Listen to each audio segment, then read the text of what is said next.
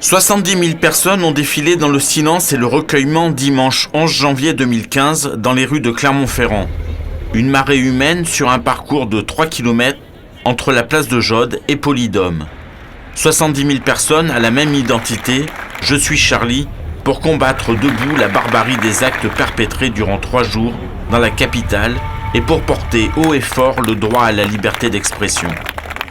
70 000 personnes pour un rassemblement républicain jamais connu dans notre ville depuis la Libération. Signe fort, s'il en était besoin, pour montrer que la liberté est un combat de tous les instants. Un hommage poignant à toutes les victimes et notamment à notre confrère Michel Renaud.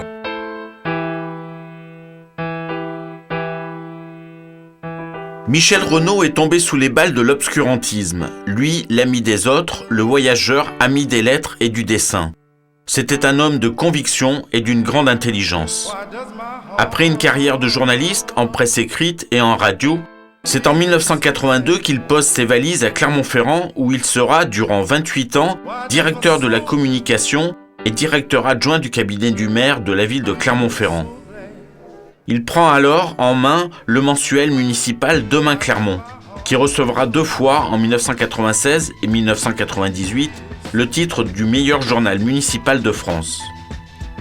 De ses périples passés en Asie, en Afrique et en Amérique, il garde un goût insatiable pour le voyage.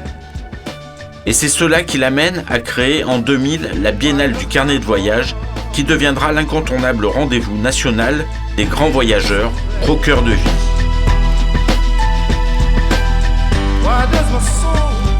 En 2010, l'envie de repartir revient au galop.